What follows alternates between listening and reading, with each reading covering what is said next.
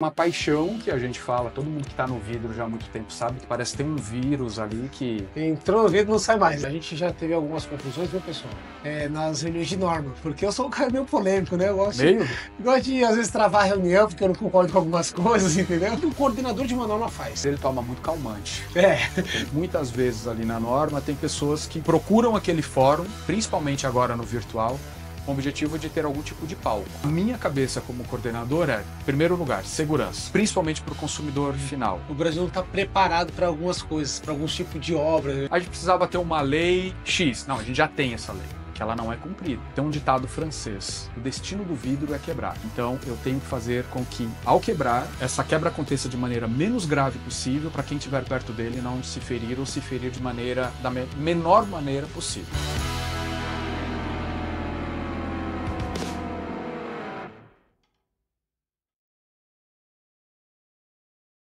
Fala, pessoal, mais uma vez estamos aqui no podcast do Vidro na Obra, só que agora vocês estão vendo de uma forma diferente. A gente está no estúdio, aqui na Casa Cone, Recife, e eu tô com um cara muito especial. Vou falar um pouquinho do currículo desse cara aqui.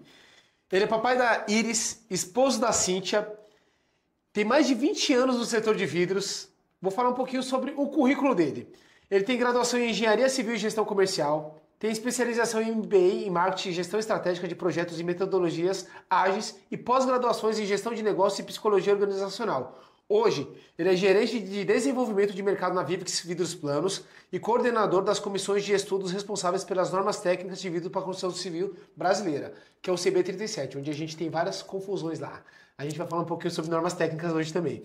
A experiência no setor dele é muito grande, então eu vou resumir aqui para ficar de uma forma mais fácil para vocês. Ele está há 20 anos aí no setor de vidro, trabalhou como consultor em renomados projetos arquitetônicos, além de atuar como perito em patologias dos vidros. Ele fez curso também de simulação computacional termoenergética, que é um software chamado Energy Plus, e projetos de sistema de fachadas de desempenho térmico de esquadrias e empreendedorismo em países em desenvolvimento pela Harvard Business School. Então, esse currículo básico aqui nada mais é do Luiz Barbosa. Seja bem-vindo.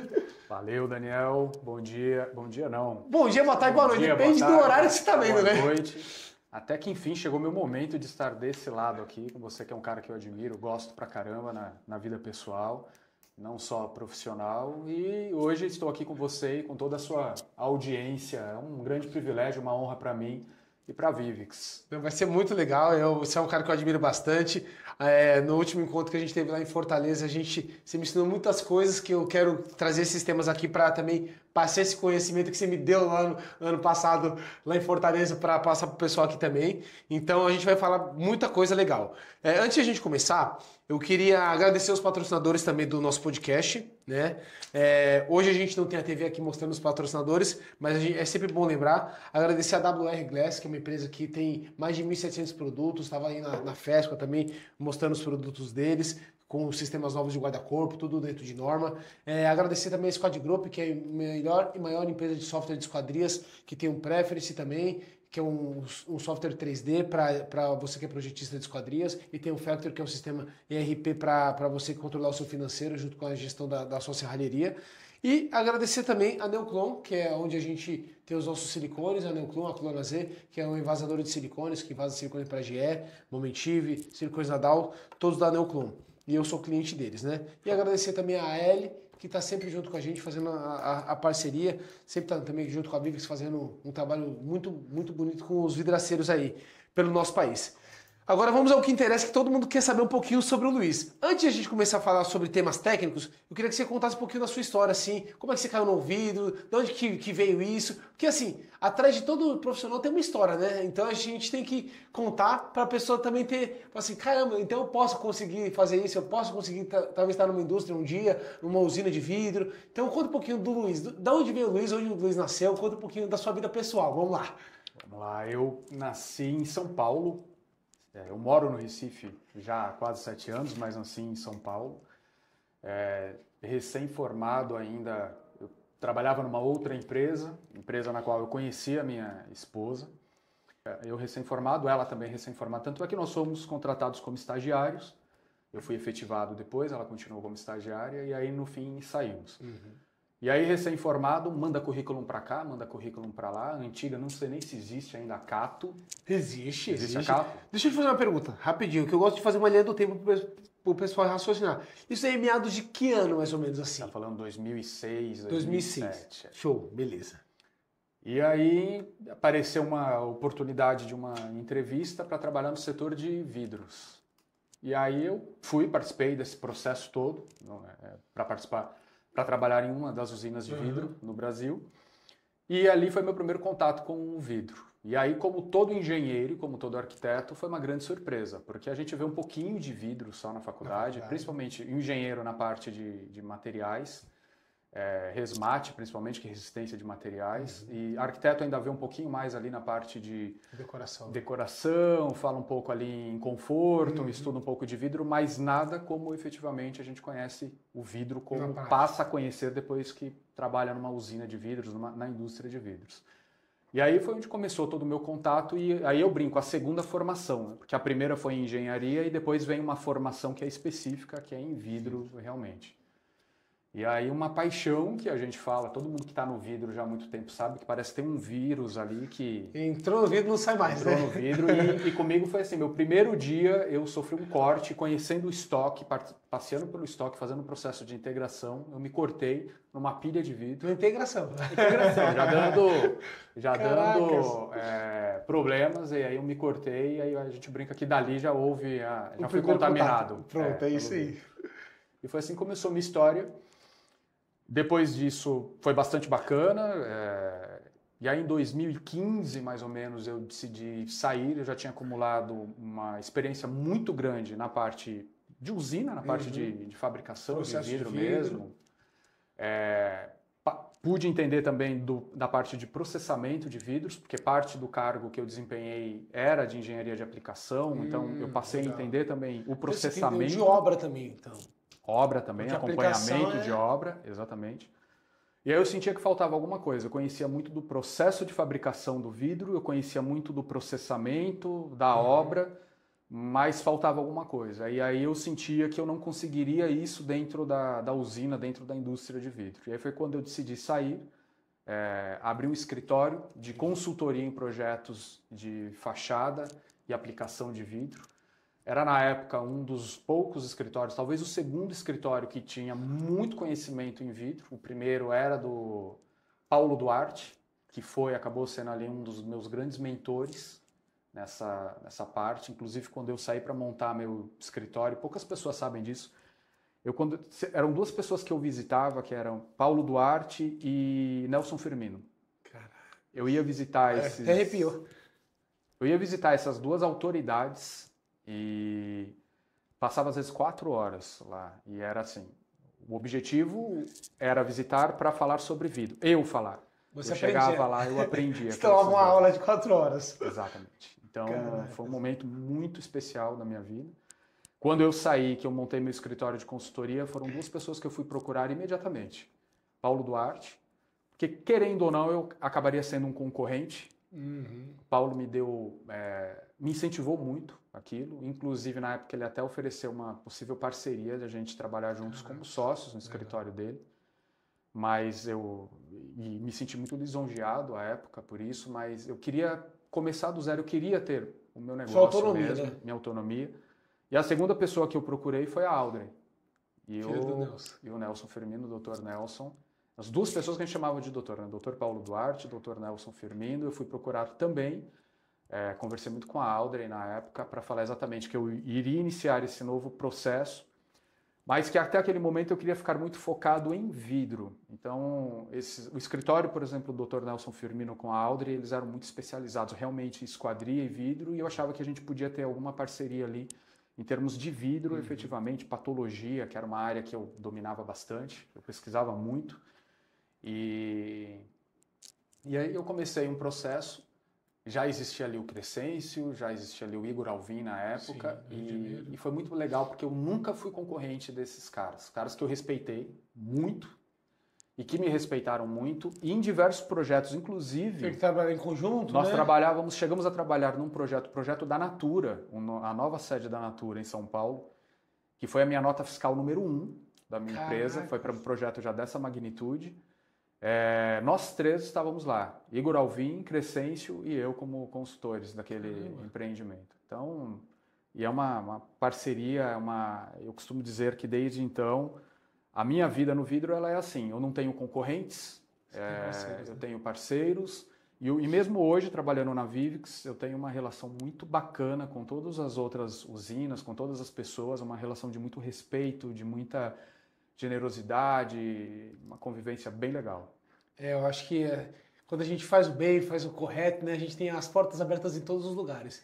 E hoje a gente já teve algumas confusões, viu, pessoal? Nas reuniões de norma, porque eu sou um cara meio polêmico, né? Eu gosto de, às vezes, travar a reunião, porque eu não concordo com algumas coisas, entendeu? E você, com a sua experiência, você foi convidado, não sei como é que... Não é a primeira norma, você já participou de várias como coordenador, né? O coordenador, para quem não sabe, é o cara que... Vou deixar você falar, o que o coordenador de uma norma faz? Vamos lá. Primeiro, ele toma muito calmante. Tem que fazer muita terapia. Tem que ter paciência, tem que ser um bom líder, porque assim, o pau come lá, entendeu? É a primeira coisa. Bom, eu participo desses comitês já há quase 20 anos, então eu conheço o pessoal da Abravidro, Silvio, Clélia, Vera, antes da Vera ir para a Abravidro, quando era Minas Gerais. Minas Gerais ainda, então conheço esse pessoal de longa data. E eu sempre participei como membro da comissão. Como você que frequenta a comissão, vai lá e participa de normas. Em 2015, 2016, quando eu estava com o meu escritório de consultoria, todo começo de ano, a primeira norma do ano é feita uma eleição para coordenador. E até 2016, cada norma tinha um coordenador. E a partir de 2016 houve uma mudança ali junto à BNT, que ao invés de cada norma ter o seu coordenador, o comitê, a CE, que é a Comissão de Estudos, ela teria um coordenador para todas as normas que estivessem acontecendo ali. Então tem essa eleição que ocorre na primeira reunião de norma, e aí em 2016, na reunião de 2016, eu levantei a mão, era a norma de laminado ainda, que a gente estava falando, e aí eu fui eleito como coordenador da norma, e desde 2016, todo ano eu sou reeleito. Você se enrolou, né? E só depois que eu fui eleito que a Clélia falou para mim que, mas você não foi eleito da norma de laminado, você foi eleito do comitê. Então todas as normas que aparecerem agora, você assume. E desde então, todo ano, a primeira pergunta que a Clélia faz é como secretária, a Clélia é a minha secretária na comissão de estudos, e eu nunca abro mão dela, porque elege o coordenador indica a secretária, não tem como ser outra secretária que não seja a Clélia. Né? E aí, você quer continuar? Tá bom, eu quero, tem muita coisa acontecendo, mas... Tem alguém contra? Tem algum novo? Alguém contra? Ninguém levanta a mão. Se a comissão achar que eu ainda tenho condições, e assim tem sido desde 2016. Caracas. E no papel da norma ali, o coordenador, ele ajuda o quê? A acalmar os ânimos, porque quando a gente fala em norma, a gente tem o cara que é o vidraceiro, a gente tem o cara da usina, a gente tem o beneficiador de vidro, e às vezes a gente tem até um consumidor final, um construtor, que é um cliente do produto. O que o coordenador faz nessa reunião? Qual a diretriz que ele toma? Porque tem um padrão também de norma, de escrita, que é a Clélia, que ela que faz isso daí ali te auxiliando. Então, explica para o pessoal, para quem não conhece. O coordenador ele tem poder zero de qualquer tipo de decisão. Esse é o primeiro ponto. O coordenador ele serve como um cara que vai realmente administrar ali aquela reunião e o que acontece antes e depois dela. Então, primeiramente a gente olha ali todos os materiais, todas as demandas que vêm do mercado, isso junto com a Abravidro, CB37, aí dependendo das demandas a gente inicia um trabalho ou de criação de uma nova norma ou da revisão de uma norma. E aí, a partir disso, o grande trabalho do coordenador é acomodar as expectativas de todo mundo, os interesses de todo mundo, né? E fazer com que isso aconteça de forma amigável, de uma forma cordial, menos polêmica. Então, a gente observa que, muitas vezes ali na norma, tem pessoas que procuram aquele fórum, principalmente agora no virtual, com o objetivo de ter algum tipo de palco. Quer aparecer para um determinado setor, isso a gente percebe.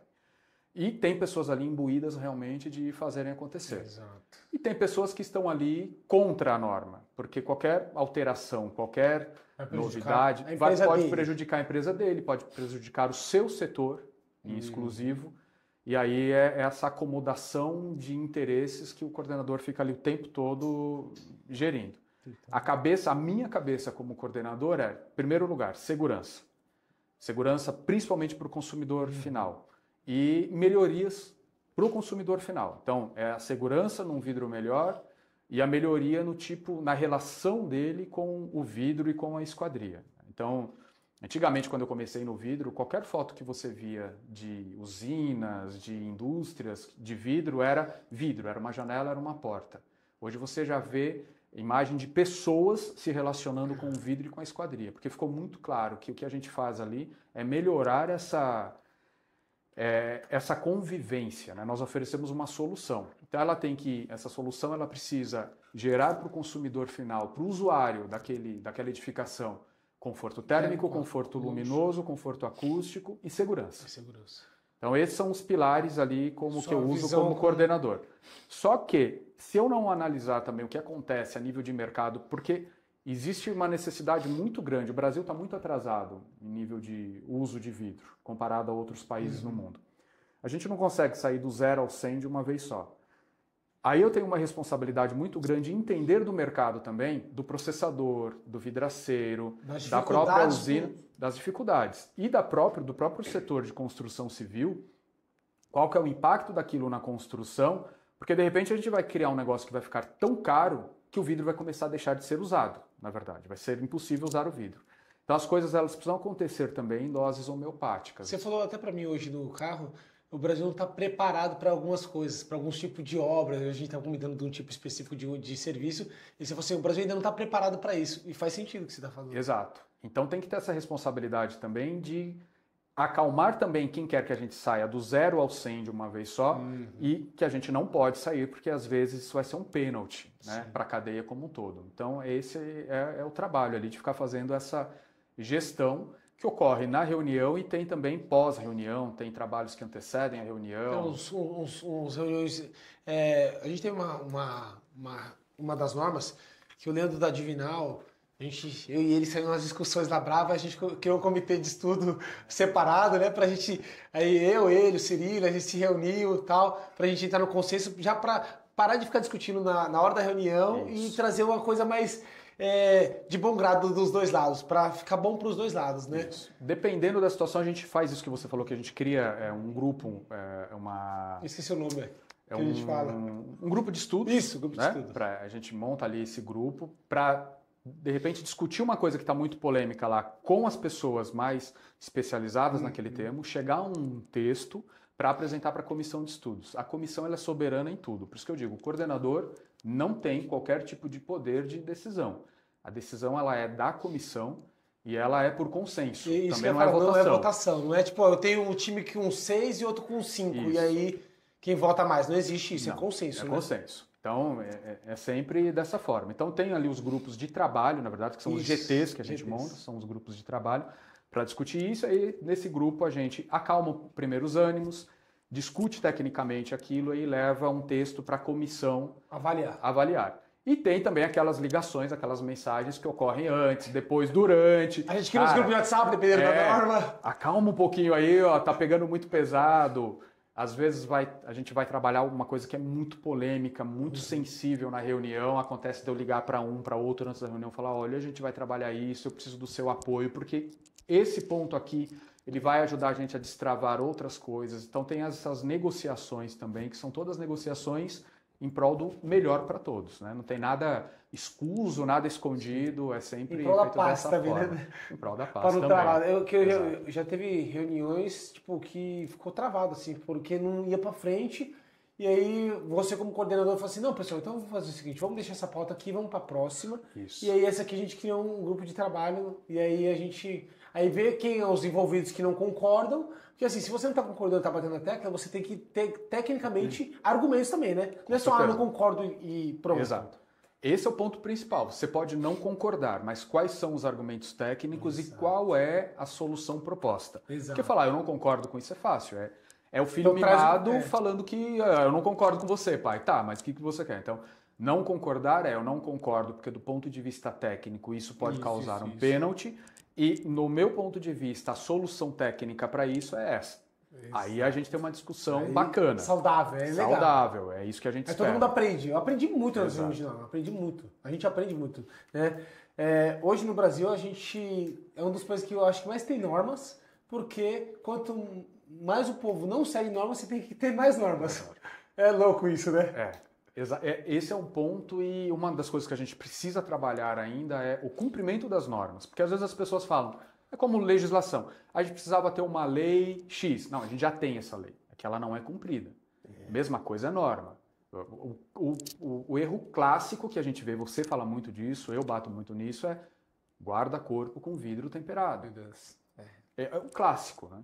E tem gente que faz, e todo mundo sabe. E aí, quando você tem um pouco mais de intimidade com alguém, que você passa a mão no telefone e vê que o cara acabou de postar no Instagram dele uma obra que ele fez, é um guarda-corpo com vidro temperado, você liga pro cara e fala, ele te devolve o seguinte: cara, eu sei, mas é meu ganha-pão. Se eu não fizer, outro vai fazer. E aí, eu não consigo entender como uma pessoa consegue dormir a cabeça dela no travesseiro, tranquila.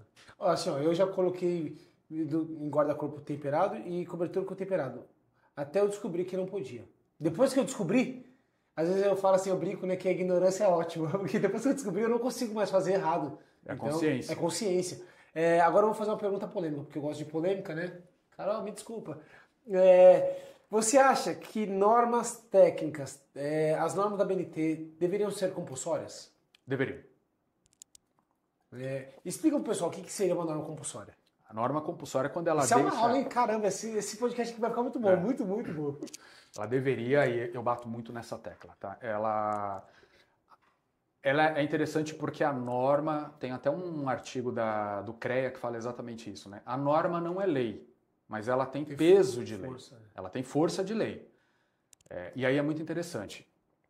Eu falo isso, inclusive, nas minhas palestras. Em primeiro lugar, tem um ditado francês, que o destino do vidro é quebrar. Os franceses, a França foi a primeira que institucionalizou, a primeira usina de vidro surgiu na França, começou com o Royal Glass Works há mais de 350 anos. Então, o vidro que a gente conhece hoje, ele vem muito de lá. E o francês tem uma relação com o vidro muito intensa, desde o Palácio de Versalhes, né, que foi quando surgiu o Royal Glass Works, exatamente para a fabricação dos espelhos do Palácio de Versalhes. E existe esse ditado que o destino do vidro é quebrar. Bom, então a gente já sabe que o destino do vidro é quebrar. O vidro vai quebrar. O que a norma faz? O que a gente faz ali? Sabendo que o vidro vai quebrar, Ele tem o destino certo? Ele já tem um destino certo. E aí tem uma brincadeira que eu faço. Como fazer com que o vidro alcance o seu destino sem fazer com que o ser humano próximo dele também alcance o seu? Caramba, o destino é a morte. legal. Então essa é a nossa relação. Eu sei que o vidro vai quebrar, então eu tenho que fazer com que, ao quebrar, ele seja... essa quebra aconteça de maneira menos grave possível para quem estiver perto dele não se ferir ou se ferir da menor maneira possível. Esse é o ponto. E aí a gente tem a norma hoje que não é compulsória, então as pessoas, às vezes elas assumem o risco de não seguir o que a norma estabelece, ou tem a questão da ignorância, né, de não saber o que a norma determina. Inclusive dentro de construtoras também, tá? Construtoras que ligam, perguntam para a gente, engenheiros que deveriam ter as normas como base do seu dia a dia. Falar sobre norma técnica não é dizer só que vidraceiro não segue norma, que instalador ou projetista não segue norma não, tá? A minha classe social não segue norma técnica. Eu tenho muito embates com engenheiros, eu tenho muito embates com arquitetos. O próprio Jaime Portugal fala que ele fica sempre muito preocupado quando ele fala comigo, porque ele sabe que a classe dele também não segue norma técnica. E esse é um puxão de orelha que eu faço a todos. E quando o arquiteto fala para o vidraceiro, eu já ouvi isso de um monte de vidraceiro, serradeiro, não, eu assumo o termo, eu assumo o risco. O cliente final assume o risco. Existe isso? Não existe isso. Tá? Isso é um crime. Isso, na verdade, eu vi isso, voltando a falar da parte de perícia, o juiz, no dia do julgamento, no dia que ele vai dar o veredito dele, ele diz o seguinte para quem está ali sentado do outro lado sendo julgado, e do outro lado você tem a família de alguém que foi a óbito. O meu parecer, o meu julgamento, o meu veredito vai ser dado em cima do trabalho que foi feito por um perito contratado. Esse perito seguiu todo o seu laudo, todo o seu estudo em cima de normas técnicas. O meu veredito vai ser dado em cima de um laudo feito sobre normas técnicas. E você, que era o especialista, que deveria ter seguido as normas técnicas, não o fez. Seja por ignorância, seja porque assumiu o risco, você vai ser julgado agora por conta disso. Então não tem como eu culpar, jogar essa responsabilidade para o meu cliente. Não, mas ele assinou um termo de responsabilidade sabendo. Não tem. O responsável técnico por qualquer edificação é um engenheiro ou é um arquiteto. Entendi. O vidraceiro, ele pode ser o cara que ajuda o arquiteto que desconhece sobre vidro. Mas o vidraceiro, a grande maioria, não é um grande especialista em vidro. Ele conhece alguma coisa e muito vidraceiro tem medo de trabalhar com vidros especiais, tem medo, às vezes, de querer trabalhar usando a norma técnica a seu favor e deixar de fazer obras, porque o outro, o vizinho dele, não vai usar e vai vender, e vai tirar o pão dele. Só que é um pão, eu costumo dizer que é o pão recheado com sangue, porque se acontecer alguma coisa, aquele ganha-pão dele está sujo. Está sujo. Então, esse é o primeiro ponto. E aí, o que acontece numa situação dessa? O juiz ele entende que você, além de ter assumido o risco, você tentou jogar para outro a sua responsabilidade. A responsabilidade técnica é sua.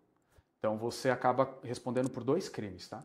A responsabilidade é sua. Eu uso um exemplo muito clássico que acontecia no passado, não sei se acontece. Você chegava na academia, e eu conheço o Daniel de uma época que, quando a gente começou a discutir o Daniel e eu, ainda bem que era à distância, porque esse cara ele era muito grande, ele era fisiculturista, ainda bem que as discussões eram de longe. E aí, tem caras como o Daniel que às vezes chegava na academia e falava assim, eu não quero que o instrutor me acompanhe aqui porque eu já treino, eu sou fodão, eu sei fazer. E a academia falava o seguinte, então você vai assinar um termo aqui que se você se machucar, acontecer alguma coisa, eu não sou responsável. Muita academia fechou por causa disso, sabia? Não existe isso. Isso não existe. É a mesma coisa um arquiteto jogar a responsabilidade para o consumidor final. Ele não tem a formação para aquilo. Quem assina a RRT é o arquiteto. Quem assina a ART é o engenheiro. Não existe isso. Que é a anotação de responsabilidade técnica. Isso. E aí, o do arquiteto é o registro de responsabilidade técnica, que é a RRT. E que toda obra deve ter, né? Toda obra deve ter. Toda empresa que faça algum tipo de trabalho hoje, por exemplo, que vai fazer a instalação de uma fachada, de um fechamento de varanda, ele deve ter um responsável técnico também. Hoje lá na empresa a gente contratou um engenheiro e ele está registrado no CREA com a nossa empresa. Então, isso aí. Aí ele assina todas as nossas obras, tudo certinho, porque ficar contratando terceirizado por obra, para a gente ficou mais fácil a gente ter o nosso engenheiro mesmo e assinar todas as obras perante o CREA e tal, e ele acompanhar. Acho que ficou mais fácil. Isso tira até um outro problema que você poderia ter. Quando você contrata um engenheiro por obra, por projeto, pode dar a impressão que você comprou uma ART. Hoje na internet você acha engenheiro e arquiteto vendendo a ART. É muito comum achar isso. Ainda mais de vidração de sacada. Isso te gera, se você tiver um acidente, um problema lá na frente, for constatado, aí é pior. Ele pode perder ele pode perder a credencial dele de engenheiro? Ele pode perder o direito dele de exercer a profissão, a função dele como engenheiro. Isso é penalizado. Ele vai responder civil, criminalmente e vai responder administrativamente dentro do CREA também. E ele pode perder o CREA dele. Caraca. Pode não, eu já vi perder o CREA por causa disso. E a empresa também é penalizada porque comprou um serviço de um terceiro. Então, o ideal é que seja exatamente isso, que você tenha um engenheiro que possua o registro junto ao CREA e que a sua empresa também esteja registrada no CREA e que ele esteja como responsável técnico da sua empresa. Isso que a gente fica tudo bem amarrado, fica tudo certinho. Cada dia mais a gente tem que ir se profissionalizando. Lógico que é fácil falar, agora você está grande, você consegue. Então, mas eu sempre tive a mentalidade de uma pessoa, de uma empresa que está maior e você vai se ajustando, né? Vai melhorando. Falando um pouquinho sobre, você comentou que o vidraceiro hoje, ele é pouco especialista para ser um consultor para o arquiteto, para o engenheiro. E a gente vê isso. Eu vejo muito vidraceiro que desvende, ou então coloca uma cobertura com vidro incolor, em vez de colocar um vidro de controle solar, coisa do tipo. Então, assim, o que a gente tem de vidros especiais, vidros de conforto térmico, acústico? Fala um pouquinho sobre geral, assim, vidros por vidros, assim, que vem aí na sua cabeça agora. Bom, hoje a gente tem a gama completa que uma obra precisa, né? Tem no Brasil e a Vivix tem a grande maioria desses produtos. E o que não tem hoje já está sendo desenvolvido. Vou falar dor, ó, tô com calor, o que você me ajuda com isso? Hoje, falando de Vivix, você tem a linha de vidro de controle solar da linha Vivix Performa. Vivix Tá? Performa. De calor. Se a gente for falar de segurança, a gente tem os vidros laminados, que já saem da Vivix, laminados. A Vivix tem hoje a maior linha de laminação do Brasil. E uma das maiores da América do Sul, em termos de laminação. Todos os vidros da Vivix laminados, eles são laminados de segurança, que é um ponto importante. A nossa audiência precisa saber que nem todo vidro laminado é de segurança. Daqui a pouco eu volto nesse ponto. Mas os da Vivix são. E aí a gente, falando em termos de conforto, tem o nosso lançamento, que é o vidro laminado acústico. Eu tô com calor, só que eu moro em São Paulo, ou então lá perto do aeroporto de Congonhas. E aí tem uma questão sonora ali. Aí você tem um problema acústico. Aí você pode ter hoje um Vivix Performa Duo, que é o vidro de controle solar, vidro de proteção solar da Vivix, que vai gerar conforto térmico, conforto luminoso. Esse vidro na versão acústica também. Caraca. Aí você tem conforto térmico, luminoso e acústico. Então, Tem se você 3 mora problemas com vidro só. com um único vidro. E aí ele vai servir para coberturas, ele vai servir para portas, para janelas, ele vai servir para guarda-corpo. Não existe, pessoal, cobertura com vidro comum ou vidro temperado com película de segurança. Primeiro que nem toda película é de segurança. Película de segurança é extremamente cara. Inclusive, Não tem norma para isso no Brasil. Não tem norma.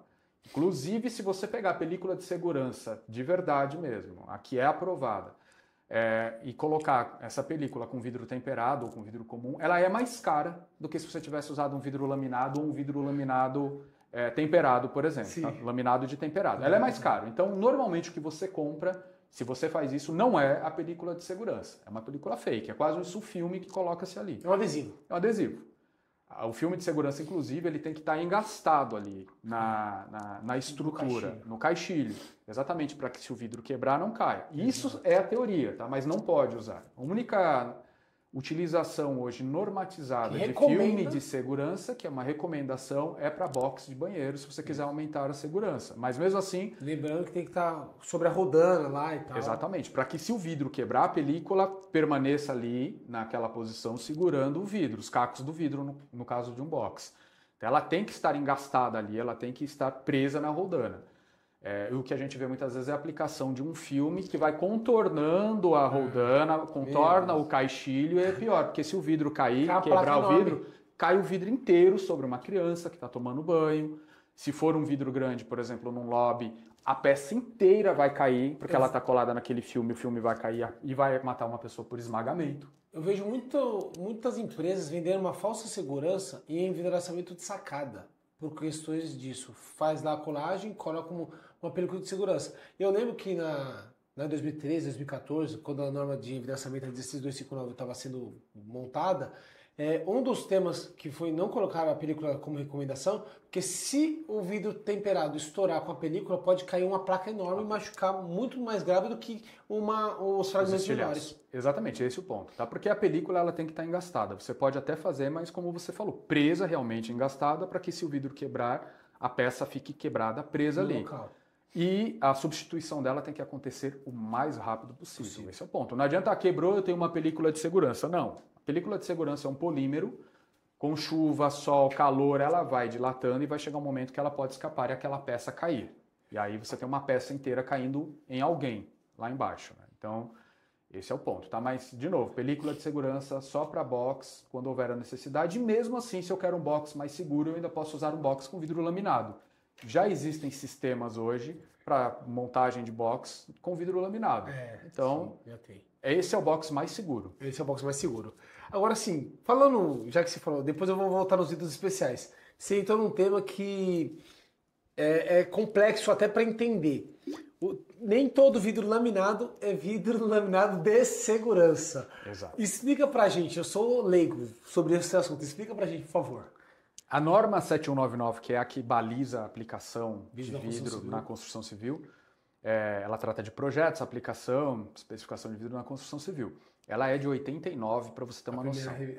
A primeira norma. Tem gente que não segue ou desconhece uma norma que é de 89. A gente está falando de uma norma que existe há 2 anos. Na época ela falava de vidro aramado também. Aramado, que inclusive... É a primeira norma. Ela está em revisão agora, nós estamos uma atualização na revisão. Depois do O aramado 16. ele está deixando de ser vidro de segurança. Mas falando sobre laminado. Existem duas classes de vidro laminado, o laminado e o laminado de segurança. Qual que é a grande diferença deles? Quando a gente pega a norma 14697, que é a norma de vidro laminado, ela tem lá no anexo dela os ensaios os quais os vidros devem ser submetidos para ser considerado vidro de segurança. Na versão antiga da norma, que estava em vigor até fevereiro do ano passado, existiam 3 classes de segurança, classe 1, 2 e 3.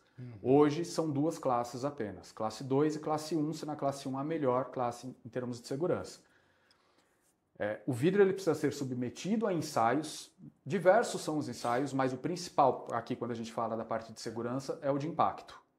Hoje são 2 ensaios de impacto, o de pêndulo, que a gente mudou, não é mais com pneu, é um ensaio agora com o saco, com esferas de chumbo. Igual dentro. a norma 14618 de guarda-corpo? Tipo De guarda-corpo. um teste de corpo mole, tipo isso. Isso, só que essa é um saco mesmo. E o vidro tem que estar todo encaixilhado no... Todo encaixilhado, ele tem ali toda a metodologia descrita na norma. Tem um padrão, né, para você conseguir fazer esse ensaio.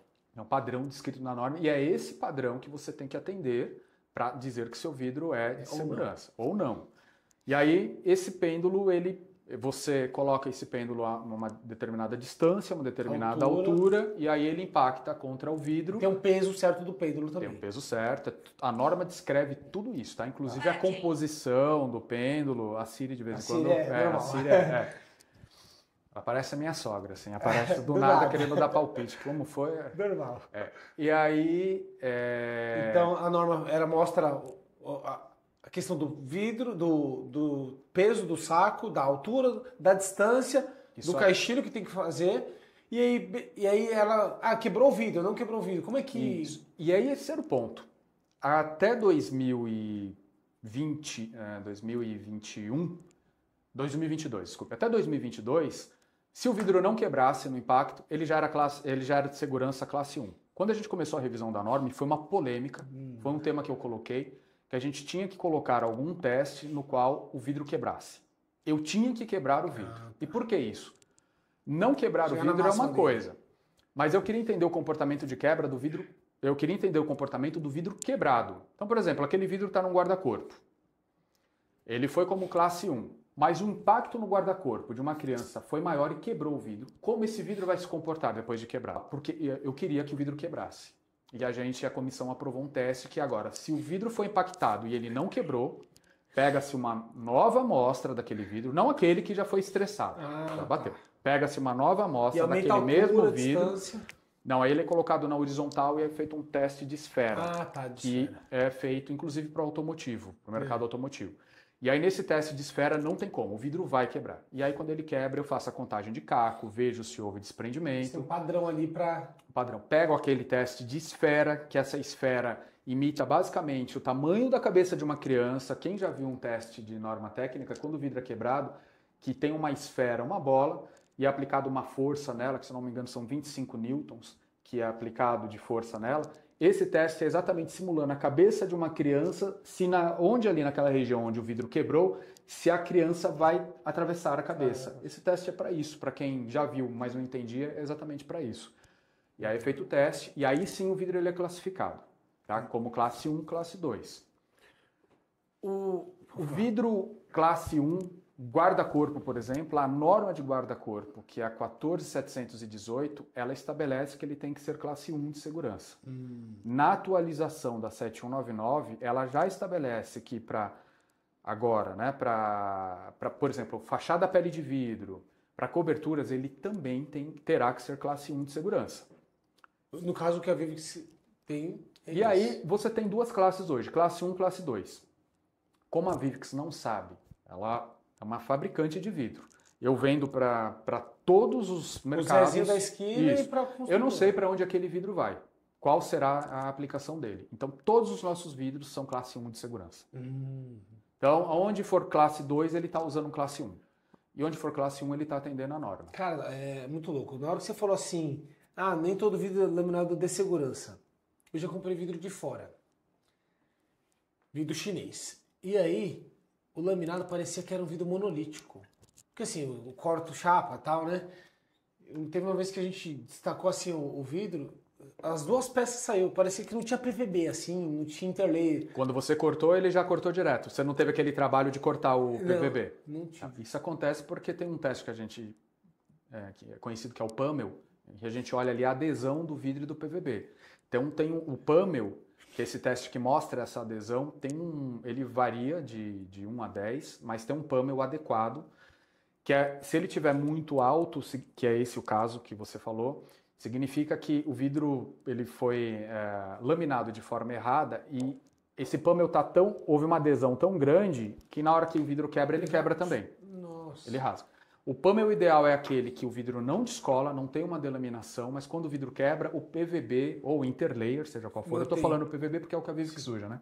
Usa. Mas seja qual for o interlayer, ele continua elástico. Mantém ali. Isso. O ideal é que essa elasticidade ela seja até 5% ou maior que 5% a posição inicial do vidro. Então isso é a elasticidade adequada do interlayer no momento da quebra dele. Tá? E que os cacos não se desprendam ou que os que se desprenderam tem uma regra ali para isso. Eu já vi uma vidraça de sacada que foi colada a fechadura aí na altura de 1,5 m mais ou menos, 27º andar, bateu um vento lá, quebrou os dois vidros, mas o interlayer segurou. O interlayer ficou ali segurando. Esse aí é o ideal. Esse é o classe 1, vamos dizer assim. Esse é o classe 1, esse é o ideal. Então, quando você compra um vidro de fora, você não tem essa garantia. E quando você comprar o vidro laminado, exija do fornecedor do vidro o relatório de ensaio dele. Antes da atualização da revisão da norma, esse relatório ele só era oficial vindo de um laboratório. Então você tinha que mandar o vidro ser ensaiado por um laboratório independente e o laboratório tinha que emitir esse ensaio.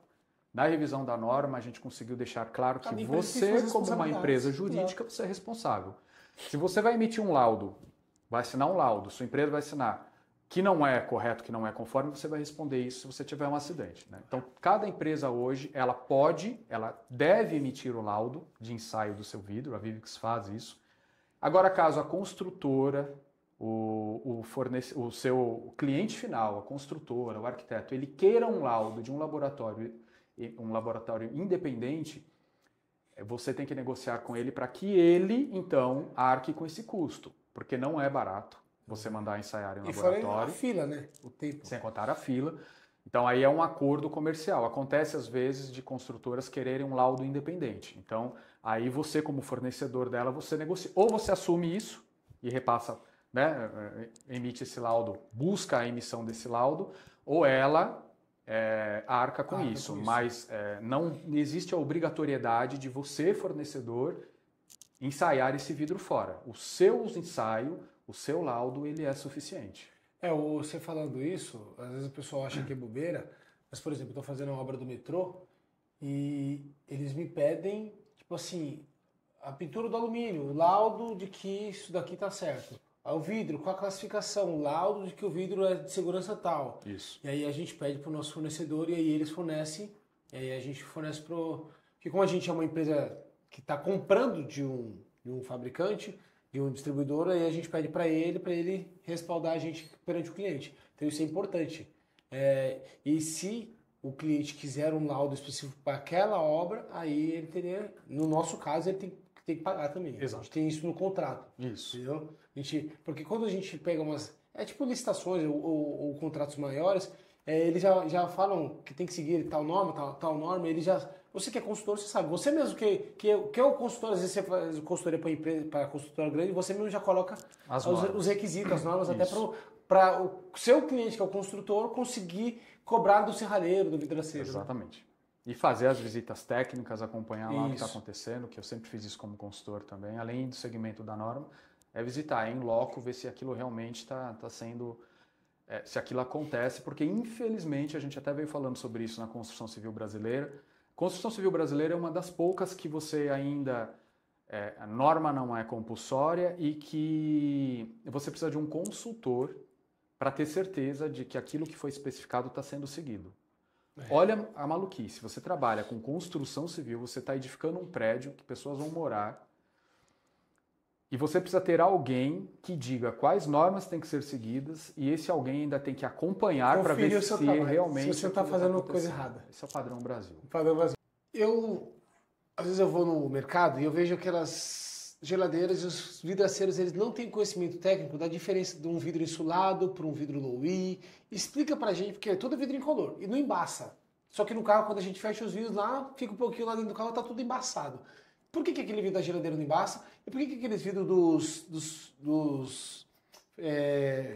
das geladeiras que são horizontais, eles são vidros fininhos de 4 milímetros, diferente de um vidro insulado? Explica pra gente essa diferença, assim, para trazer uma visão também técnica desse tipo de vidro. O que acontece primeiro é que nessas portas de geladeira, daquela cervejinha que a gente gosta, inclusive aquela principalmente que tem a cor dessa, a verdinha, não é para o seu patrocinador, então a gente não vai fazer propaganda dela. Mas naquela geladeira lá existe o vidro insulado. Para quem ainda confunde, vidro insulado é diferente do vidro laminado. O vidro insulado é aquele que tem uma câmara de ar no meio, que é também conhecido como vidro duplo. Esse vidro insulado, ele é um vidro low-E, um vidro baixo emissivo. O vidro baixo emissivo, ele é um vidro de proteção solar que em uma das suas camadas de proteção solar ele tem prata, que ajuda a reduzir a temperatura. Deixa eu explicar o seguinte, todo material, essa parede aqui, essa mesa, todo material ele tem um valor U. E resumindo, o valor U é um valor que mede a transmitância térmica desse material em metros quadrados, em watts por metros quadrados de um determinado material por diferença de temperatura de ambientes. Então vamos supor o seguinte, eu tenho uma parede aqui, essa parede ela está recebendo sol, lá fora está 30 graus e aqui eu estou com 24 graus. É uma parede, pode parecer que não está passando calor. Você vai colocar a mão, a parede está aquecendo ali. Do que aquela parede está aquecendo, o que ela está retransmitindo de calor por essa diferença de temperatura é o que a gente chama de valor U. É um valor. Então a transmissão. Isso, é o que a gente chama de transmitância, é um valor característico de cada material. Cada material tem o seu valor de transmitância térmica. Tá? Então, resumidamente é isso. Sempre que você tem uma diferença de temperatura, o calor ele migra do ambiente mais quente para o ambiente mais frio. Então lá fora está muito quente, o calor está tentando atravessar o vidro ou a parede. Então você tem valor U característico de material. O vidro tem um valor U característico que é de 5,7, 5,8 watts por metro quadrado. Tá?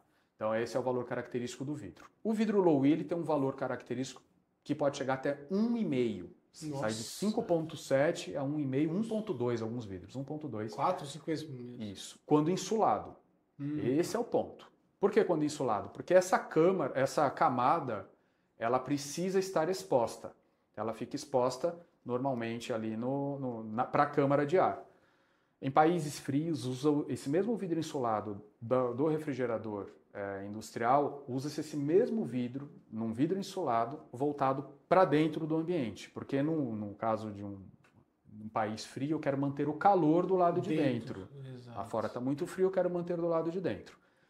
Nas câmaras, na linha de refrigeração, você mantém esse vidro voltado. A câmara de ar, ele está aqui no vidro em face 2, tá? Então imagina que o Daniel está do lado externo, a cervejinha está aqui dentro, eu tenho o vidro insulado aqui, a câmara de ar está, a camada de controle solar está nesse vidro aqui, fazendo com que o calor não entre aqui para esquentar a nossa cervejinha.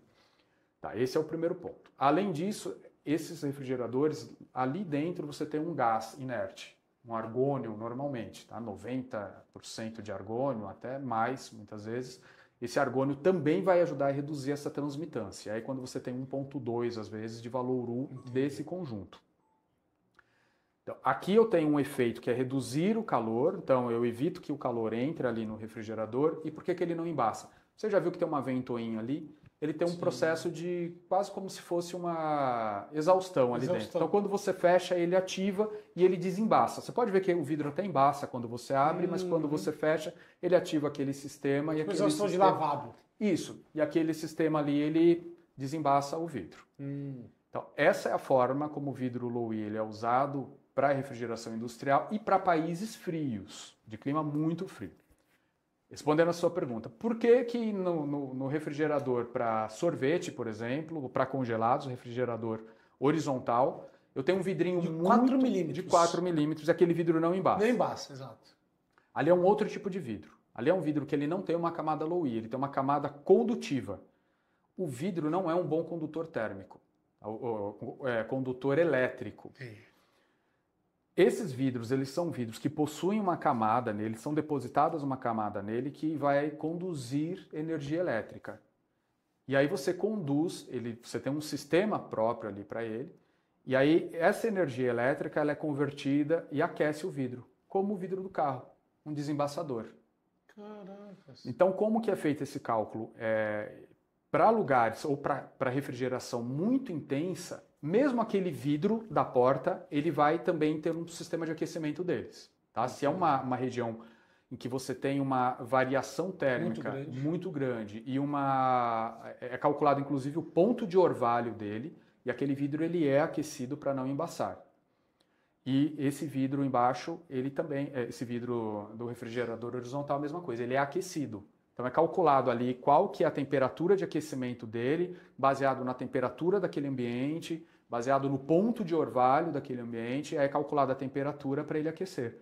Então o que aquele sistema naqueles refrigeradores horizontais, a forma como ele funciona é a mesma do desembaçador do carro. Tá? Ele aquece o vidro. Agora, assim, com todo esse conhecimento que você me ensinou agora, eu sou um serralheiro e eu vou falar para o meu cliente, putz, aqui em Campos do Jordão, eu sei que você quer ter a lareira aqui, lá fora tá frio, então eu vou te oferecer na minha esquadrilha de alumínio um vidro low-E, vou fazer um vidro laminado low-E. E aí, eu posso fazer isso? Vou ter o mesmo efeito? Você está falando para reduzir calor ou visualmente o vidro? Não, calor. Calor, para reduzir, na verdade, a perda de temperatura, a perda térmica. Se eu laminar ele, eu mantenho a característica low-E do vidro ou não? Não, não mantém. Esse é um ponto. No Brasil, o vidro low-E, nós temos, como eu falei, vários erros na nossa construção. Esse ano, o inverno em São Paulo foi bem intenso. Né? Eu viajei para São Paulo, passei muito frio em São Paulo e fiz algumas reuniões nas quais eu estava aqui em Recife, quase de regata, fazendo reunião, e o pessoal em São Paulo fazendo de blusa. Aí olha os dois erros. Em Recife estava muito calor e eu estava dentro de casa quase de regata. Em São Paulo estava muito frio, as pessoas dentro de casa usando... Você teve uma live que você entrou, parecia que você estava foragido, exato, né? Só aparecia o olhinho assim. Será que tá correto você passar frio dentro da sua casa e eu passar calor dentro da minha casa? Tá errado, porque a gente constrói mal. Sim. A nossa casa não foi feita, a edificação no Brasil, ela não foi feita para reduzir a entrada de calor e não foi feita para permanecer, para fazer com que o calor permaneça dentro dela em dias frios. Então a gente constrói errado. E aí a gente quer resolver isso no vidro. A menor área dentro da sua casa, numa parede, pode ter certeza que é o vidro. Aí você quer reduzir o fator solar, o valor U do vidro, e o resto da sua parede inteirinha tem um valor U alto. Congelada. E aí você encosta e aí você fala, a parede tá... Olha como a parede tá gelada, ela tá deixando a mão gelada. A parede não tá deixando a mão gelada, ela tá roubando o calor da sua mão. Quando a gente encosta perto de um lugar que tá muito frio, você coloca a mão assim, você não chega nem a encostar, você afasta um pouquinho assim, fica próximo. E você fala, olha o frio que está vindo na minha mão, não é a sua mão, não está. O frio da parede não está indo na sua mão. A sua mão está perdendo calor para a parede. Lembra, a térmica, você sempre perde, você sempre doa calor. O corpo mais quente, ele doa calor. Então você está perdendo calor para aquela parede. Então o ambiente inteiro está perdendo calor para aquela parede ou para aquela janela. Então, a gente só conseguiria fazer com que a janela tivesse esse nível de eficiência se fosse utilizado vidro insulado, primeiro. Vidro insulado. Então, por conta disso, dessa depreciação de preços e de custos que a construtora faz, a indústria brasileira de vidro acaba adaptando o vidro low-E, que foi feito para ser usado como insulado, para reduzir o valor U, que é o valor de transmitância térmica, no vidro laminado. Só que quando você lamina o vidro low-E, ele passa a funcionar como um corpo só. Então, um vidro de 4 mais 4, ele vai passar agora a funcionar como um vidro de 8 milímetros, 4 milímetros. Perdeu a função low-E dele. Então, você tem um vidro que é caro, porque ele tem camada de prata. Prata é um material nobre. Prata é negociado na Bolsa de Valores. A gente sabe isso porque quem fabrica espelho sofre com a flutuação desse e de outros metais que são negociados na Bolsa de Valores. e a usina segura isso, porque imagina essa flutuação na bolsa e a gente está sempre segurando isso, a gente não repassa esses aumentos todo o tempo, todo o tempo. Então a gente sofre com isso, você imagina um vidro como esse. E esse vidro ainda você tem que fazer um desbaste de borda nele. Edge deletion, né? É o edge deletion, é chamado. Então você ainda tem um vidro caro, que o processo dele ainda é mais caro, e esse vidro diferente, você consegue comprar da Vivix uma chapa laminada e cortar essa chapa. Esse vidro não, esse vidro, como você tem que fazer o edge deletion, você tem que laminar por peça acabada. Então você não consegue laminar uma chapa e tirar da chapa. Então ele é todo muito caro para ser usado como vidro laminado e perder a função low-E. O fato é que, mesmo com essa camada low-E, ele vai refletir um pouco mais do infravermelho do que um vidro convencional, um vidro de controle solar convencional. Então você tem algum ganho ainda no fator solar dele. Mas não com a característica real, se mas ele fosse não com a característica real, Então você tem ali algum aumento no fator solar dele de 2, 3 pontos percentuais, mas que quando você vai colocar ali, fazer a conta, talvez não seja tão interessante, né? Porém, não faz sentido o investimento. Você tem que pensar muito nesse investimento, tá? Se realmente ele faz sentido. Talvez para prédios hoje corporativos, que é onde ele mais vai, né? Quando a gente fala de construção civil, sim. Saindo da indústria de refrigeração industrial, indo para prédios corporativos em que você tem muita área de vidro, muita mesmo. E aí você tem um consumo, mais de 50% do consumo de energia elétrica de um prédio desse, da conta de energia elétrica, ela vem do ar-condicionado. Usar um vidro low-E, buscando um vidro mais neutro, low-E, mesmo laminado, ainda faz sentido, ainda vale a pena. Tá? Para esse tipo de situação. Porque ele faz um cálculo de prazo de anos e tal, né? Exato. Aí precisa do consultor, gente. Exato, aí você vai fazer um estudo de payback, taxa interna de retorno, uma série de coisas que aí vale a pena. Luiz, você está quantos anos na Vivix? Vou completar agora em novembro 7 anos. Caramba, então você entrou quando a Vivix era um bebê. A Vivix completou esse ano um ano muito especial para a gente. Especial. A gente completamos em abril 10 anos. Eu entrei quando a Vivix ainda estava igual carro novo, cheirando ali banco de couro, tudo muito bacana. Eu fiquei muito feliz quando entrei na Vivix, porque eu conheci, depois como consultor, todas as usinas no Brasil. E tive a oportunidade de conhecer várias usinas fora do Brasil também. E quando eu conheci a Vivix, eu conheci a época aquela empresa que era uma das mais modernas que eu já tinha conhecido. Tá? Em termos de infraestrutura, em termos de tecnologia, de produção. Há 10 anos a Vivix já pensava muito nas questões de eficiência, na fusão das matérias-primas, já pensava muito nas questões relacionadas à pegada de carbono, a colocar um vidro no mercado que realmente trabalhasse sustentabilidade. Eu digo de duas formas, né? É a sustentabilidade no processo de fabricação do vidro e como esse vidro vai participar da sustentabilidade na construção civil. Então, por exemplo, a gente tem vidros hoje que são produzidos com alta tecnologia, de processos que reduzem muito a pegada de carbono e que vão ajudar também aquela edificação que está recebendo aquele vidro a também participar de um processo de sustentabilidade para o planeta. Porque imagina, quando eu uso um vidro de controle solar, eu estou usando menos ar-condicionado e estou jogando menos CO2 na atmosfera. Então, olha o impacto que o vidro tem no consumidor final e no dia a dia das pessoas, pensando em termos de planeta também. Então, a Vivix sempre olhou com carinho essas duas formas. Como eu, enquanto fabricante, posso ajudar e como os meus produtos podem ajudar o consumidor final a também contribuírem para a sustentabilidade do planeta. Eu gosto muito da Vivix. Eu sou embaixador hoje da Vivix, né? O segundo ano seguido. Mas uma coisa que me chamou muito para fazer parte do time que é uma empresa 100% nacional. É dinheiro todo do Brasil que foi investido 100% capital nacional. O dinheiro fica aqui, ajuda o país, ajuda a região também, né? Emprega muita gente. Então, eu amo a Vivix de paixão, sim. É uma empresa que eu acho que eu falo assim, meu sangue agora é verde. Eu sou corintiano, mas meu coração é verde também, né? Eu fui lá na fábrica, lá, fiquei apaixonado pelo processo, assim. Alguns amigos meus, tal pessoa que trabalhava aqui em São Paulo foi lá pra Vivix. Até perguntei pra você conhece? Caraca, conheço, tava na Divinal, tava na Vitral. Então, assim, tem muita gente boa também do setor que tá dentro do time da Vivix, né? Eu fico muito feliz com isso. Agora sim, com relação a produtos, a gente tem Vivix Performa, que são os vidros refletivos, certo? Performa Duo, Performa normal, que é intenso, né? Tem o Performa Duo intenso e o Performa... No verde a gente tem No verde, né? e o verde intenso. Aquele da Unimed aqui. Aquele é o verde. Aquele é o verde, né? A gente foi numa obra aqui muito bonita, da Unimed, um hospital.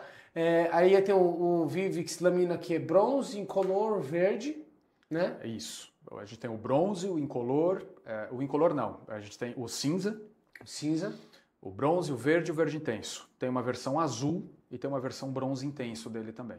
Tá. Aí tem os decora, né? Que aqui ó, atrás dessa parede não é... Parece azulejo, né? Mas é o decora preto. Você percebe que não é pelo brilho. Muito dele. bonito, Isso está fazendo um sucesso danado aqui na Casa Cor. Tem o preto, decora, tem a nossa linha para revestimento, para decoração. Tem o nude também, tem o bronze, que eu acho bem bacana, bem bonito também. O bronze ele se assemelha muito ao espelho bronze. Só que ele não é tão agressivo. Isso. Eu já coloquei em consultórios, assim, tipo, de dentista e, tipo, não é tão agressivo. Porque o espelho bronze, ele reflete muito. Então, ele é mais tranquilo ao usar, porque ele não cansa, né? Não Exatamente. Cansa. Agora, você falando sobre vidro refletivo, o vidro refletivo tem dois tipos. A Vivix tem um processo de vidro refletivo que, quando você vê o vidro refletivo, ele tem uma metalização de um lado. Isso. E o da Vivix não tem essa metalização. Explica pra gente como é que funciona isso. Na verdade, ela tem a metalização. Existem dois processos de fabricação de vidro, que é o processo chamado online e o offline. Ok. O processo online é quando o vidro é produzido ainda quando eu estou fabricando float, e ele está ainda na sua condição plástica, 600, 650 graus Celsius. Eu faço a deposição de materiais que geram uma camada de eficiência no vidro. Esse é o processo que a Vivix usa hoje, é o processo online. E existe o processo offline, em que eu fabrico o vidro, dentro das tolerâncias necessárias, eu levo esse vidro para uma outra linha, chamada coater, e lá eu faço a deposição desses metais e esse vidro passa a ser também um vidro de controle solar ou adquire outras características. Tá? Nos dois casos você tem essa metalização, essa camada de proteção solar, por exemplo, tá? Nos dois casos. O que você está falando é que no vidro monolítico, por exemplo, você consegue identificar os lados da camada, onde está a camada refletiva e onde está a camada vidro. Isso acontece para qualquer vidro de controle solar, seja qual for a forma na qual ele é fabricado, desde que ele seja monolítico. Então você pegou o vidro em 4 milímetros, por exemplo, comprou um vidro da Vivix, um Performa bronze 4 milímetros. É um vidro que você consegue hoje, a versatilidade desses vidros, ela é muito bacana porque você consegue fazer a reforma de uma casa. Eu sempre falo o seguinte, você faz a reforma de uma casa, você reforma tudo. Mas você já ouviu alguém falar, eu troquei os vidros na minha reforma? Você não troca o vidro. E aí o vidraceiro vai lá, vai trocar um espelho, vai trocar um tampo de mesa e não oferece, por exemplo, um vidro melhor para aquela casa. Se você pegar um vidro da Vivix, um Vivix Performa 4 milímetros, por exemplo, você tirou os baguetes ali, tirou aquele vidro incolor, 4 milímetros que está ali, você coloca um Performa bronze da Vivix, que vai gerar ali muito conforto, ele vai ser muito mais eficiente que um vidro comum, é esteticamente bonito. E aí, nesse caso, se você perdeu ali a orientação de qual lado fica para dentro, qual lado fica para fora, você aproxima o dedo ou uma caneta, encostou a caneta ou o dedo, encostou aqui, por reflexão, os dois se encontraram, você achou o lado metalizado. Metalizado. É o lado que a gente Interno. orienta a ficar internamente. Se eles não se encontrarem, existir um espaço ali entre o reflexo e o seu dedo, por exemplo, esse espaço vai ser exatamente a espessura do vidro. 4 milímetros, 6 milímetros. Então, esse lado é o lado vidro. Esse é o lado que tem que ficar para fora. O lado externo, que a gente orienta a ficar para fora. Tá. O vidro monolítico Performa, se eu colocar digital assim, ele fica um pouco marcado? É padrão mesmo dos vidros refletivos? Qualquer tipo de vidro, principalmente quando você vai temperar, você vai trabalhar esse vidro, você precisa tomar alguns cuidados. Né? Então, todo fabricante de vidro ele tem um manual de processamento. A Vivix também tem um manual de processamento dela. Que é a receita, né? Que é a receita. A gente diz que é melhor, a gente diz que esse tipo de vidro ele é um pouco mais fácil de ser trabalhado, porque a resistência desse material que vai nele, que forma essa camada, ela é uma resistência muito grande, muito superior à dos vidros convencionais, que são resistentes também, diga-se de passagem, Todo vidro offline hoje já usa uma tecnologia chamada de hard coating. Então, a grande maioria, todos os vidros hoje que podem ser aplicados monolítico, eles são hard coating. Então, o fabricante permitiu a aplicação daquele vidro monolítico porque aquele vidro tem uma resistência. Mas o online tem uma resistência superior. Então, por isso que a gente diz que ele é quase como que trabalhar com um vidro comum. Salvo algumas questões, né? Então, você tem que tomar cuidado. Tem que usar luva. A luva não pode estar suja. Você tem que tomar cuidado para não deixar manchas ali, marcas no vidro, principalmente antes da têmpera. Então é muito comum a gente ver situações em que o vidro, o cliente liga e fala, o vidro apareceu algum tipo de mancha nele depois da têmpera. E quando você vai ver, são manchas que não é do vidro, foram geradas no vidro antes da têmpera por alguma falta de cuidado, que aí depois a gente, olhando, conversa com o processador, vê que aquele problema já aconteceu em alguns casos com outros tipos de vidros, com outros fabricantes também, e que na verdade não é um defeito do vidro, mas é um comportamento dele que precisa ser melhorado. Então são cuidados que precisam ser tomados. Show. A Vivix, ela tem a capacitação, a formação. Explica pra gente o que seria a formação, e depois eu vou colocar no episódio também o link para a formação, para o pessoal entrar e tal. O que tem lá dentro da formação Vivix? A gente tem hoje, primeiro, um trabalho interno de capacitação das pessoas que falam com o público, de saberem que realmente como funciona o vidro, o que é o vidro, e a gente tem esse trabalho da porta para fora. Trabalho muito forte, parte dele feito pela Vivi, muito conhecida no mercado, não vou falar quanto tempo a Vivi tem de mercado, porque ela fica brava, mas ela tem bastante tempo no mercado. Ela faz um trabalho muito forte de capacitação junto aos vidraceiros e aos arquitetos. E tem um trabalho que eu faço junto aos clientes e às construtoras e aos especificadores. Esse trabalho é um trabalho de levar essa consciência do que é o vidro, do que pode, o que não pode. É um trabalho de norma técnica, é um trabalho de tecnologia em vidro, para que pare de utilizar um vidro com baixa eficiência, utilize um vidro melhor, mostrando quais são as características, quais serão os ganhos, os resultados positivos para o consumidor final. Junto ao vidraceiro, falando muito sobre norma técnica, falando sobre que ele não precisa ter medo de usar um vidro novo. Muitas vezes o vidraceiro não faz porque ele tem medo, ele quer ficar ali no tradicionalzão. Então esse é o trabalho de capacitação que a gente faz. Mas vocês também têm uma consultoria técnica para especificador, né? Para especificador. Tem um time de consultoria técnica que vai fazer esse trabalho junto a tanto a construtora quanto ao projetista, o especificador. Desde o dimensionamento correto do vidro, a espessura correta com base, por exemplo, na pressão de vento, né? Região do país. A aplicação correta, se está dentro de norma ou não, e a tipologia em termos de eficiência daquele vidro. Então, é um trabalho completo. Esse podcast aqui, eu estou arrepiado, esse é um podcast muito técnico, que eu gosto muito dessa eu fico louco, que eu gosto de aprender. Apesar de eu ter feito 3 vezes a 8ª série, não ter terminado a escola, eu tenho muito conhecimento técnico por perguntar pros cabeça branca, né? Assim, eu ainda não tô cabeça branca, não. O Luiz já tá com os cabelinhos ali, ó. Minha filha fala, papai, você tá com um brilhinho no cabelo. Então. E aí eu aprendo muito. E eu sei que vai ter muito especificador aqui, muito projetista querendo aprender também, gostando desse episódio. E como é que faz para o cara conseguir falar com vocês? Ele manda um e-mail, entra em contato lá no site, tem algum canal assim para ficar fácil a comunicação? Tem um WhatsApp também da Vivix lá, posso até colocar na legenda do vídeo aqui, mas fala pra gente, depois qualquer coisa eu coloco um QR Code, alguma coisa do tipo. A gente coloca um QR Code, mas todos esses canais que você falou a gente atende, tá? Tanto via e-mail, tem e-mail do marketing, que direciona quando vem demandas técnicas para a minha área. A gente tem os canais no WhatsApp também. E mais do que isso, depois você coloca também no final o meu contato. Tá. Posso colocar lá no Pode colocar, porque inclusive é um trabalho que eu gosto muito. Você falou de aprender, eu aprendo com perguntas. Então, quando você ensina, você está aprendendo. Exato. Eu não tenho todas as respostas, mas eu conheço muita gente que conhece muita coisa e quando eu não tenho a resposta, eu vou procurar essas pessoas e a forma de aprender também. Então, eu não me escondo, pode colocar os meus contatos. O que pode acontecer, eventualmente, dependendo da região, eu direcionar para algum consultor daquela região, mas pode concentrar em mim. O que for possível de atender, eu atendo, assim como a Vivi também atende, tá? É um trabalho que a gente faz. Que é o time da Vivix, né? Então, às vezes, você direciona para quem está mais próximo para conseguir ajudar aquela obra específica. Exatamente, exato. A gente tem esse trabalho, esse corpo a corpo muito próximo dos vidraceiros, porque no final É o primeiro elo da cadeia. O vidraceiro tem uma importância muito grande no nosso segmento. Infelizmente, ele acaba não sendo valorizado como deveria. O vidraceiro ele é o formador de opinião junto ao consumidor final. 0,5% da população brasileira utiliza serviços de arquitetos no Brasil. Show. Então, estou falando de 0,5%. Isso é um dado do CAL Brasil.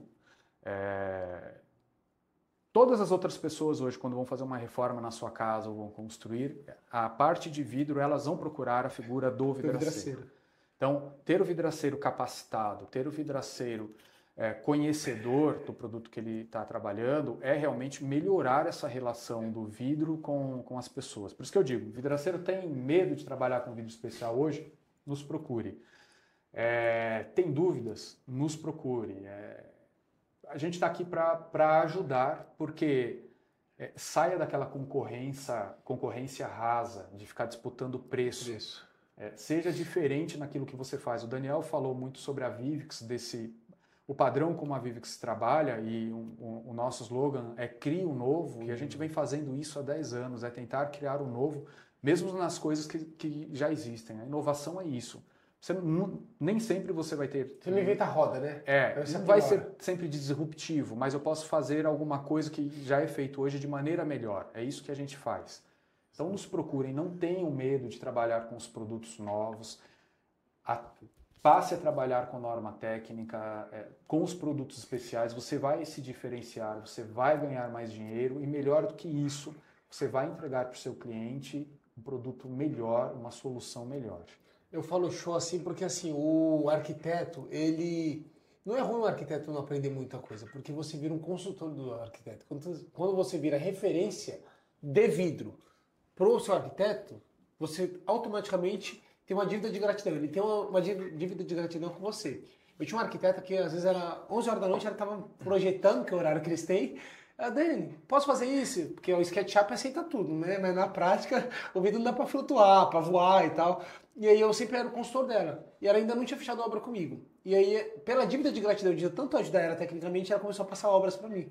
E aí, porque ela já tinha as empresas dela, mas aí ela foi passando, e automaticamente eu comecei a fazer mais obras para ela.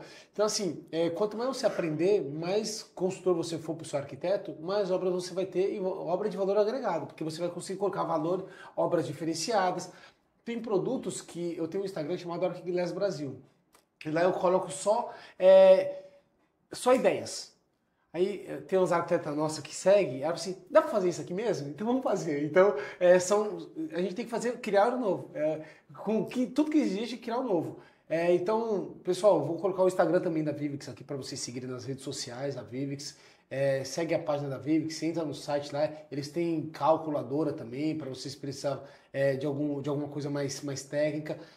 Vasculhe o site para vocês conseguirem ver. Tem muita coisa legal, bacana, que não dá pra gente ficar falando tudo aqui. Luiz, por último, eu queria te agradecer assim, essa aula, porque foi uma aula sensacional. Nosso tempo já acabou assim, mas a câmera tá ligada aqui, ó, para você. Falo que pro vidraceiro, pro arquiteto, pro construtor que está assistindo a gente, a voz é sua. Primeiro, mais uma vez, eu queria te agradecer. Queria agradecer as pessoas que vão acessar aqui, que vão ter a curiosidade, a paciência de nos assistir. Falar desse trabalho de capacitação, falar da plataforma também do Educavidro, que é uma plataforma na qual, inclusive, eu sou um dos instrutores. Junto com a Bividro, com a Abra Vidro. Então, ali nós temos diversas aulas com certificados. Você tem diversos temas para toda a cadeia trabalhar, engenheiros, arquitetos, os vidraceiros também. Então procurem essa plataforma, ela foi feita com muito carinho, com muito amor, a gente tentando levar ali da maneira mais simples possível tudo que é ligado à parte técnica de vidro. Então ali tem sobre vidro de controle solar, sobre acústica, enfim, muita coisa. Dizer às pessoas que não se acanhem, como o Daniel falou aqui, que ele precisou fazer a 8ª série 3 vezes, e vocês veem, eu acompanho o Daniel e vejo perguntas a ele, direcionadas a ele, de engenheiros, de arquitetos. Ele falou do trabalho que ele tem. A gente sabe que o arquiteto, muitas vezes, tem ali o seu vidraceiro de confiança, o seu projetista de confiança. Uma das coisas que eu aprendi na vida, assim que eu saí da faculdade, eu fui fazer estágio em obra, Um engenheiro falou assim para mim, esquece tudo que você aprendeu na faculdade, aqueles 5 anos que você aprendeu na faculdade, só te serviram para te dar um certificado e essa carteirinha aí, você vai aprender agora aqui na raça, e não é comigo não. Tá vendo aquele senhorzinho ali que mal sabe falar? Ele é o mestre de obras. Cola nele. Ele vai te ensinar o que é engenharia. O nosso mestre de obras, o mestre de obras do vidro, é o vidraceiro. Muitas vezes não tem uma formação acadêmica, não tem aquela graduação formal, mas tem a maior experiência que a gente pode ter, que é a experiência da vida, a experiência do trabalho. O que a gente quer fazer aqui é unir essa experiência que ele já tem com aquilo que a gente vem trabalhando no mercado para juntos oferecermos o que há de melhor para o consumidor final, com segurança, com conforto. Então, procurem a Vivix, nos procurem. Eu costumo dizer que não existem perguntas bobas, existem respostas bobas. Tem pessoas, às vezes, arrogantes que dão respostas arrogantes. São respostas bobas. Então, essas pessoas tirem da sua lista, procurem as pessoas que realmente podem agregar. A Vivix nasceu com esse objetivo, uma empresa brasileira. Ela olha para o mercado brasileiro realmente dentro daquilo que o mercado precisa, das suas necessidades, buscando no mundo inteiro tecnologias, soluções que podem agregar ao Brasil, ao seu consumidor, olhando os nossos climas, olhando todas as características locais do Brasil. Nosso país tropical. Exato. Então, contem sempre muito com a gente. Queria agradecer ao Daniel mais uma vez. Daniel é um cara que defende muito vocês. Essas brigas que ele falou aí é exatamente por defender muito o vidraceiro. Eu acompanho o Daniel nas redes sociais, acompanho ali alguns trabalhos do Daniel. Aquilo que ele fala não é politicagem, não. Ele faz de verdade mesmo. Então, eu fico muito feliz de estar aqui e falando com vocês através desse canal, através dele. E é isso, pessoal. Contem muito comigo e eu quero muito aprender com vocês também. Eu sempre digo isso. Em qualquer palestra que eu faço, eu sou um falando às vezes para 10. Se cada um me trouxer alguma coisa, eu saio dali com mais 10 informações novas. Então, eu tenho muito mais a aprender quando vocês me procurem. Então, façam isso. Tem uma das frases que eu gosto de usar muito, que é uma frase de criação minha, é que o vidro ele é tão perigoso quanto a falta de conhecimento de quem o especifica. Caraca. Então, procure conhecimento. Não deixe o vidro ser um material perigoso. Ele vai ser tão perigoso quanto você permitir que ele seja. Ele vai ser tão ruim do ponto de vista térmico quanto você permitir que ele seja. A relação do seu cliente com o vidro só vai ser ruim se você permitir isso. Então, seja diferente. Não faça como o seu concorrente. É isso aí. Meu, eu tô assim explodindo de alegria, de emoção, porque esse podcast está sendo gravado em Recife. Emoção é uma reação. Ó, a Siri. Até a Siri tá entendendo isso daí. Eu tô passando energia para ela. É assim, gravado diretamente da Casa Cor. É um projeto gigantesco aqui que a Vivix também faz todos os anos, né? Exato. Que é o segundo ano que eu vim para cá. E Luiz, mais uma vez, muito obrigado, irmão. E obrigado por essa aula. Vocês escutem no Spotify, mande para os seus amigos que são vidraceiros, serralheiros também. Compartilhe conhecimento, porque dividir é para multiplicar. Isso é o que eu carrego na minha vida. Então eu sempre divido conhecimento, divido obra para a gente multiplicar, para ganhar dinheiro junto, para ganhar conhecimento junto. Eu acho que cada dia que você fizer isso, o mercado vai melhorar, a sua vida vai melhorar. Então, pessoal, obrigado pela parceria mais uma vez. Obrigado, Vivix. E obrigado você por aguentar eu até agora. Tá bom? E eu. Valeu. Tamo junto, Luiz. Valeu, tamo junto. Até mais.